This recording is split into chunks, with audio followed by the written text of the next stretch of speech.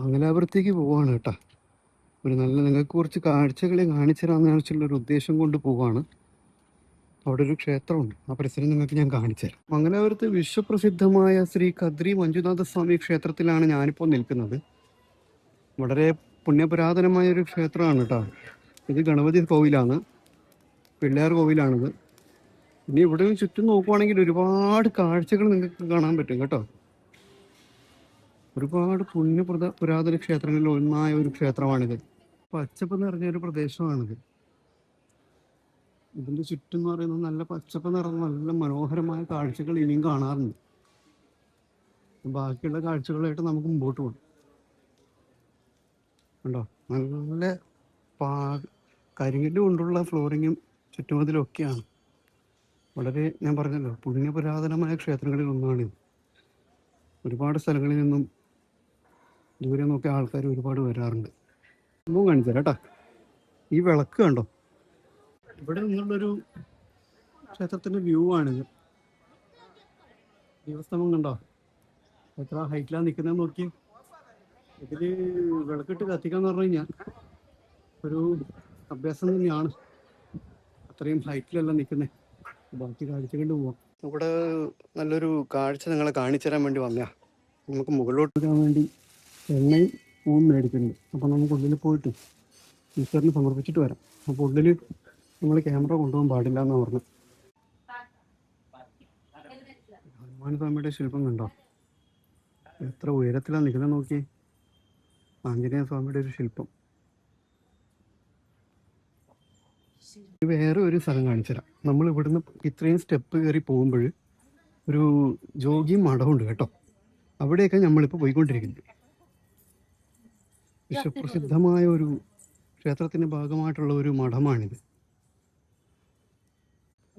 ഇതൊക്കെ പണ്ട് ആദ്യകാലത്ത് നമ്മളിങ്ങനെ വരുമ്പോൾ പഴയ മോഡൽ സിമെൻ്റ് ഇട്ട വെറും തറയായിരുന്നു കേട്ടോ. ഇപ്പോഴാണിത് കരിങ്കല്ല് കൊണ്ടുള്ള ഈ എന്താ പറയുക, കടപ്പ എന്നൊക്കെ പറയും നമ്മുടെ നാട്ടിൽ. കരിങ്കല്ല് കൊണ്ടുള്ള ഗ്രാനൈറ്റ് അങ്ങനെയും പറയാം. അതൊക്കെ വെച്ച് ഇപ്പോഴാണ്, ഈ അടുത്ത കാലത്താണ് ഇത് റിനോവേറ്റ് ചെയ്തിട്ടുള്ളത്. അപ്പോൾ ഇവിടുത്തെ ബാക്കി കാഴ്ചകൾ നമുക്ക് കാണാം. ഇവിടെ നല്ല വ്യൂ ഒക്കെ ഉള്ളത്. പക്ഷെ ഇതിൻ്റെ അടുത്ത് ഉള്ളിലേക്ക് ഇപ്പോൾ പോകാൻ പറ്റത്തില്ല, ലോക്ക് ചെയ്തേക്കും.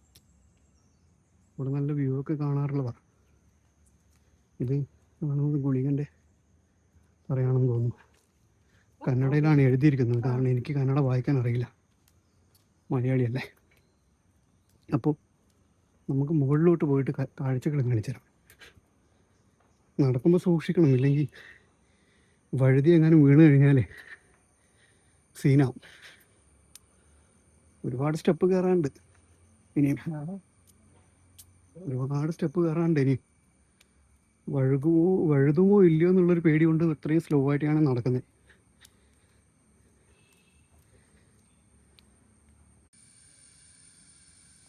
ഇത് പണ്ട് സ്വാമിമാർ തപസ് ചെയ്യാൻ വേണ്ടി കെട്ടിവെച്ചതാണെന്നാണ് കേൾക്കുന്നത്.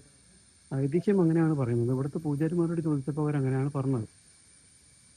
പണ്ട് സ്വാമിമാർക്ക് ധ്യാനം ഇരിക്കാൻ വേണ്ടിയിട്ടൊക്കെ കെട്ടിവെച്ചതാണെന്നും അക്കാലത്തുള്ള ഓരോ ശാസ്ത്രീയമായിട്ടുള്ള രീതികളുടെ ഭാഗമാണിതെന്നും നമുക്ക് പറയാറുണ്ട്. നമുക്കിതാണ് ജോഗി മഠം എന്ന് പറയുന്ന, നമുക്ക് സ്വാമിമാർ ധ്യാനം ഇരിക്കാൻ വേണ്ടി കെട്ടിവെച്ചിരുന്ന ഭാഗങ്ങളാണ് കേട്ടോ. സന്യാസി വര്യന്മാരൊക്കെ ഇവിടെ താമസിക്കുന്ന ജോഗി മഠമാണ് കേട്ടോ. ജോഗി മഠം എന്നറിയപ്പെടുന്ന ഒരു മഠമാണിത്. സന്യാസിമാരൊക്കെ ഒരുപാട് ഇവിടെ ധ്യാനം ഇരിക്കാറൊക്കെ ഉണ്ട്. പണ്ട് ആദിത്യനാഥ് യോഗിയാണ് ഈ സ്ഥലം ഇനോഗ്രേഷൻ ചെയ്തതെന്നൊക്കെയാണ് കേട്ടത്, അറിയാൻ കഴിഞ്ഞത്. അപ്പോൾ ബാക്കിയുള്ള കാഴ്ചകൾ നമുക്ക് കാണാം. ഇതിനുള്ളിലേക്ക് മൊബൈലൊന്നും കൊണ്ടുപോകാൻ പാടില്ല. സമാധാനപരമായിട്ടുള്ള ഒരു സ്ഥലമാണ്. അതിൻ്റെ ശാസ്ത്രീയ രീതികളിൽ നിന്ന് നമ്മൾ മാറ്റമൊന്നും വരുത്താൻ പാടില്ലല്ലോ. അപ്പോൾ അകത്തേക്ക് എന്തായാലും ഞാൻ മൊബൈൽ കൊണ്ടുപോകുന്നില്ല. പുറത്തുനിന്നുള്ള ചെറിയൊരു വിഷ്വൽസ് മാത്രം നിങ്ങളെ കാണിച്ചു തരാം. അകത്ത് മൊബൈൽ അലൗഡല്ല. അവിടെ കന്നഡയിൽ എഴുതി വെച്ചിട്ടുണ്ട്. ആഞ്ജനേയ സ്വാമിയുടെ സന്യാസിമാർ പൂജ ചെയ്യുന്ന ഒരു തറയാണിത്.